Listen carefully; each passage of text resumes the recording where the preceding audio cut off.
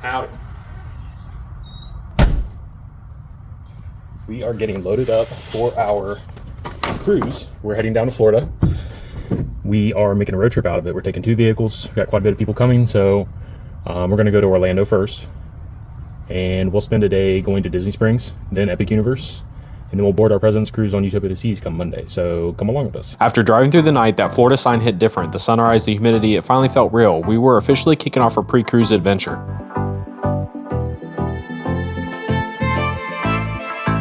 First stop once we got to Disney Springs, Summer House. We heard people talk about the cookie bar here, and it's kind of a hidden gem. Some folks even say it rivals Gideon's, but without the crazy line you'll see there on busy weekends, so naturally we had to test that. Her face said it all. This one definitely holds its own. Then, right around the corner, we stopped by Pepe by Jose Andres. They've got these famous chicken croquettes that people swear by.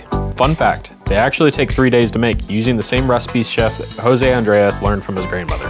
And honestly, worth every bit of that effort. And before leaving Disney property, you already know, Dole Whip was a non-negotiable. After checking into Vista Cay Resort, grabbing pizza, and crashing hard, we kicked off the next day poolside. Hello. Hi everyone. We're staying at the Vista Cay Resort here in Orlando on a family family vacation. Yeah, so we got in last night. So far it's been really nice. We have this little pool area at the condos and it's really spacious, and we're right across the street from Epic Universe, which we're going to spend a day at tomorrow. So a really nice, affordable option if you want to spend a few days in Orlando. Yeah, so I think for the 3 nights, for the 3 nights, it was around like $850. It is late September. There's 8 of us. And we're on the weekend, so there's 8 of us. We've got 3 rooms that have a bigger bed, queen bed or king bed. And then we have 1 room that has 2 twins because her mom and her aunt are here with us. Actually, they're not twins. They're 2 full beds. Yeah, so they're a little bigger. So 4 bedrooms. But we've got a full kitchen too. We made breakfast this morning. We went over to Publix. There's a Publix nearby. Last night we had pizza.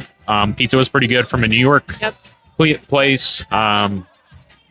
Besides that, you can probably hear a little bit in the background. We got some music blaring. There's a DJ here. Did a little bit of pool games earlier. Activities. Yeah. Yep. Really good option so far.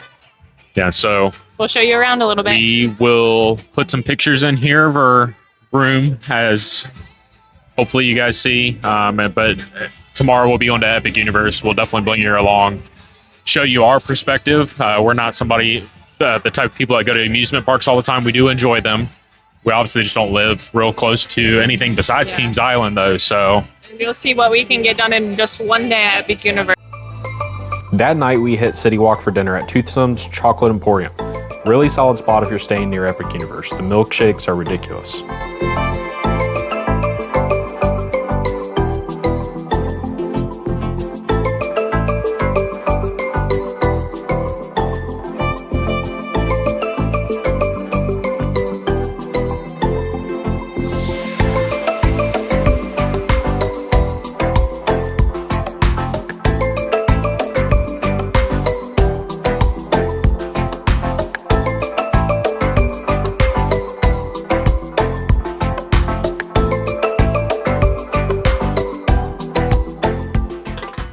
Here we are at Toothsome's Chocolate Emporium, the steampunk wonderland of Universal CityWalk, famous for both its decor and decadent eats. The appetizers are next level. Think warm chocolate almond bread, truffle brie fondue, and truffle fries. Flatbreads like the barbecue chicken or classic pepperoni are perfect for sharing, and salads range from Caesar to the superfood salad. The loaded baked potato soup is cozy and a must-try.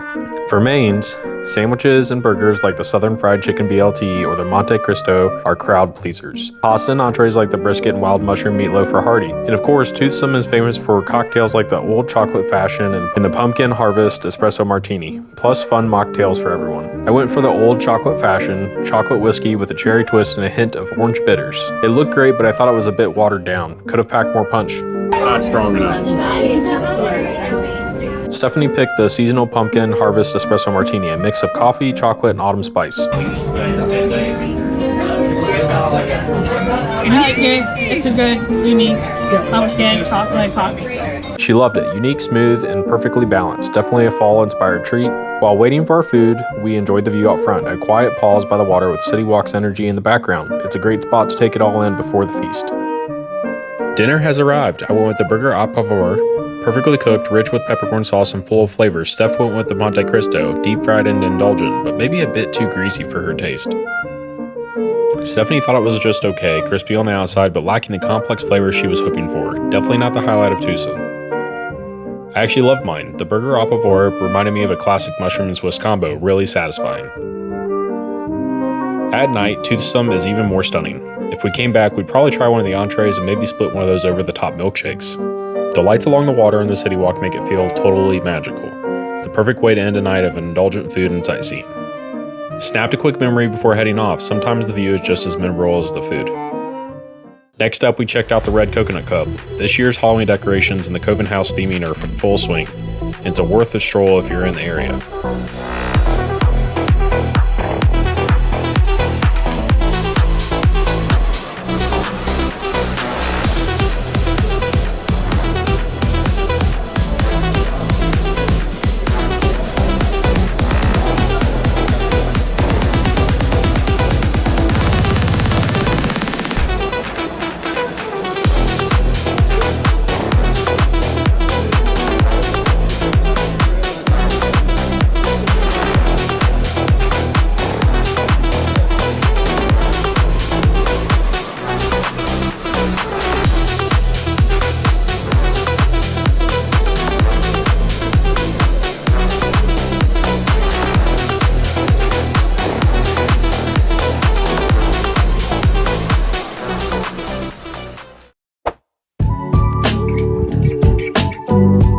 Next day, we're finally at Epic Universe. First stop, the Wizarding World of Harry Potter.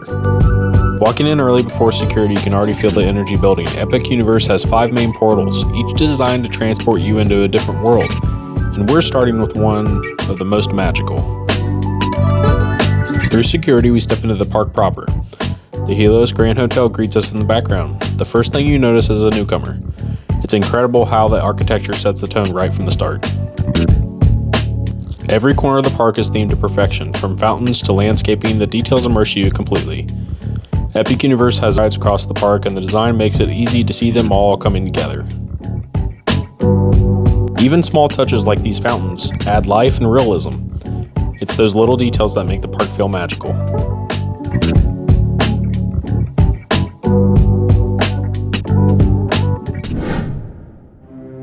Stepping through the Harry Potter portal, you're instantly transported into the Wizarding World. From here, the streets, shops, and interactive elements bring the stories to life. The metro section with its archways and signage is a perfect example of immersive storytelling. Every sign and wall detail pulls you deeper into the story. You truly feel like you're in the Wizarding World. Walking down the main road, the streets are bustling with shops and street performers. Every corner has something to see. The circus tent at the end of the street catches your eye. We'll be coming back to that later. Fun fact, this area is one of the most photographed spots in the park. We turn left toward the Battle of the Ministry of Magic ride. The Metroflu entrance leads the way, complete with signage and wall art that tells a story. Green tiles, animated screens, and pre-show elements really build anticipation for the ride ahead. Animated characters and magical details make the queue an experience of its own.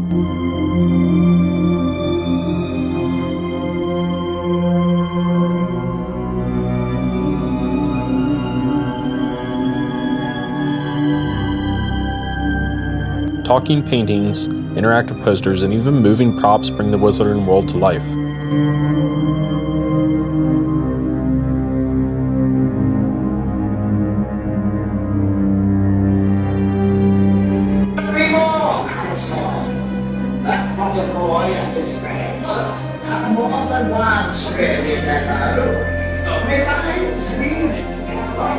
House elves scurrying about add whimsy, and investigator boards give a fun sense of story. Just wrapped up the Battle of Ministry of Magic.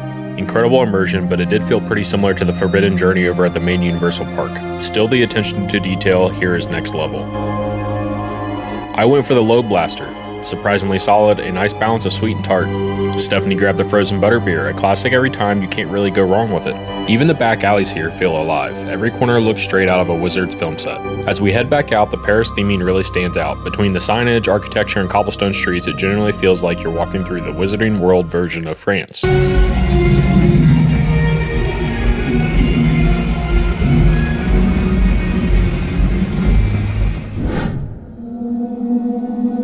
Next up, the Monsters universe. As soon as you walk through this portal, the whole tone shifts. The lighting, the fog, even the background sound, everything feels like stepping into a gothic horror movie. It's easily the most atmospheric of all 5 worlds.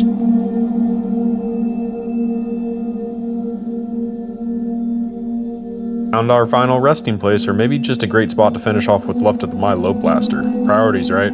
The characters here are top notch. The Invisible Man actually chats with guests, and you'll spot Igor, Frankenstein, the Bride, and a few monster hunters patrolling around. It gives the whole place this creepy but fun energy. Then we headed for Monsters Unchained, the Frankenstein experiment. This one's a dark ride that blends practical sets and screens. The theming starts the second you enter. The queue alone could be an attraction. Flickering candles, eerie sound design, that mad scientist vibe everywhere you look.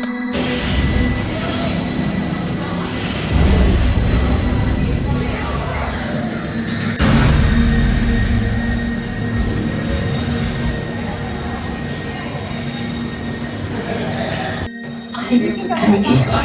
My job is to get you through this experiment in one piece.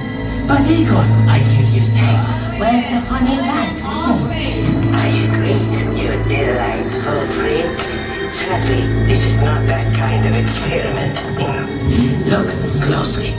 This is a catacombs navigation unit. All your little lab rats and your little lab rat friends get to ride one. You sit, Igor steers, nothing goes wrong. Yes?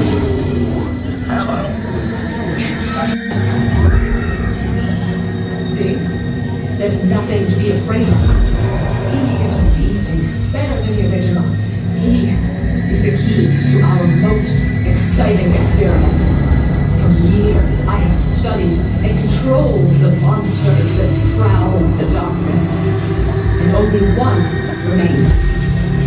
I will control my ultimate challenge. Count Dracula. Claim yourself. That wasn't us. Silent traitor, I will destroy you and everything. These two just don't get along. The Dracula experiment is the last piece of the puzzle. And with your help, the world will never see the name Frankenstein the same again. Open the doors! We immediately hopped over to the Curse of the Werewolf, a smaller coaster that packs more punch than you'd expect. Both of these rides are absolute must-dos at Epic. The theming, the energy, it nails all the Universal monster nostalgia perfectly. We'll definitely be back here later tonight for food and a closer look at the rest of this land. Back in Celestial Park, we walked past Stardust Racers, the park's signature dual launch coaster. Unfortunately, it's been closed since an accident a few weeks before our trip. Definitely on our list for next time because this one looks insane in person. Guess the universe decided we weren't quite ready for zero gravity yet. Next up, Super Nintendo World. Even walking up to the portal, the energy completely shifts. It's bright, loud, and somehow feels like stepping right into a console.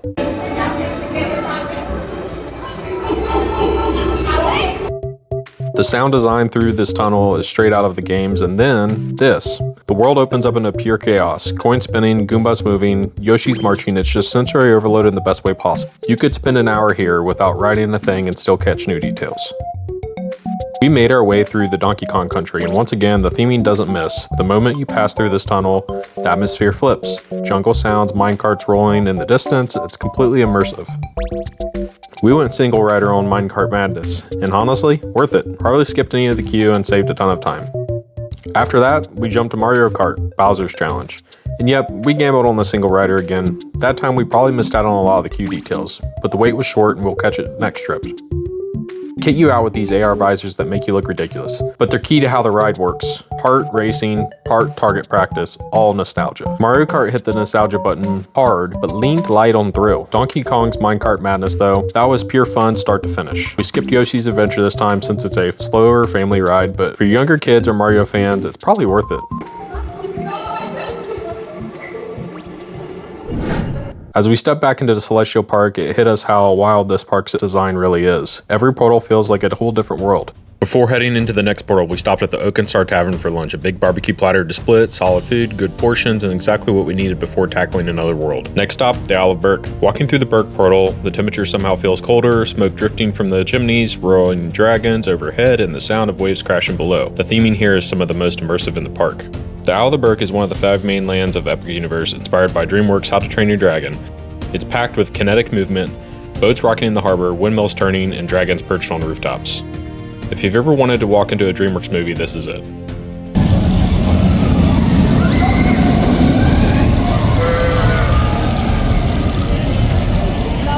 We jumped in line for Hiccup's Wing Gliders, a family coaster that still packs plenty of speed. It's one of the smoother rides in the park and gives you some great views of Berk. Most of the other rides here are down or had long waits, so we'll definitely be back for Dragon Racers Rally and Fire Drill. Fire Drill is the water ride, and let's be honest, we weren't trying to walk around soaked all day. After the ride, we spent some time exploring Berk. There's so much small detail, fishing nets, Viking shields, blacksmith's tools, it feels alive. Stephanie found here one of the must-have souvenirs of the trip, a toothless keychain plush. She'd been hunting for since we got here, mission accomplished. The meet and greets here are next level. Stormfly and Astrid look incredible up close, and the animatronics move so fluidly it's easy to forget you're still in a theme park. We didn't wait in a full line for Toothless and Hiccup, but even watching from a distance you can see how expressive Toothless is, easily one of the park's best character experiences. As we wandered back towards the harbor, we stumbled on one of the massive ice dragons, all animatronic, breathing mist and roaring loud enough to shake the walkway. It's a real crowd magnet. And finally, the baby dragons, fighting over a fish in true sibling fashion. After wrapping up at Berk, we made our way back toward the Wizarding Portal, this time for something darker, stranger, and totally unexpected. La Cirque à Canoe.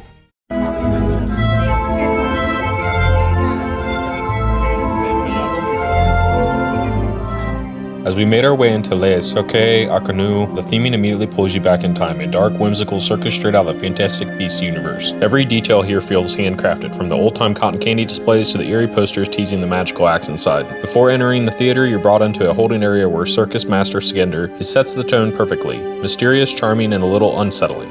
Master Skender is going to know that I opened a suitcase. Wouldn't it be better for you if you just went back home? Inside, the setup feels ready for a full circus, acrobats, performers, and spectacle. The show itself focuses more on story and visual effects than physical stunts, which surprised us a bit, but the presentation was still strong and fits right in with the darker tone of the Wizarding world.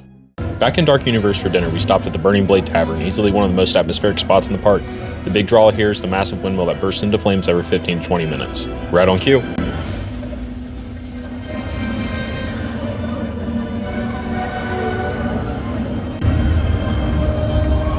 Practical effects like this just hit different. It feels alive, not staged. Once you step inside, the vibe shifts from chaos to cozy. It's like the Monster Hunter's Lodge. Dim lighting, wood beams, and the cast fully in character. I grabbed the Pure of Heart cocktail, whiskey, violet liquor, cassis, pineapple, honey, blackberry, and a splash of ginger beer. Definitely sweeter than I usually go for, but still solid. Stephanie ordered the crossbow, a secret menu mix of mead and cider. Honestly, way better than it sounds. For food, we went with the Burning Cheddar Bites and the Burning Blade Burger, while my parents tried the Hunter's Garlic Steak. All solid picks, and for the theme park price is not bad at all. Dinner hit the spot, let's head over to Celestial Park and catch the fountain show.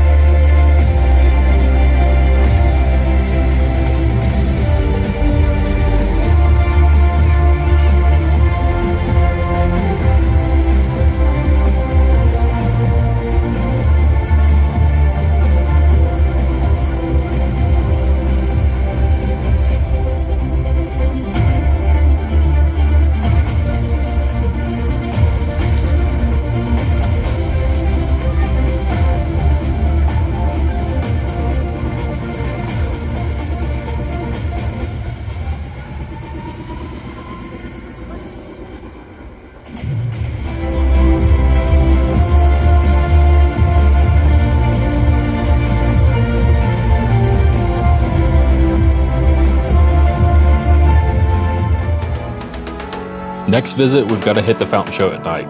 But after the show, we hopped on the Celestial Carousel. Not exactly a thrill ride, but the way it lights up at night makes it worth it. The detail here is next level. Even the horses are themed to constellations. It's a simple ride, but after a full day of exploring new worlds, this felt like the perfect ending.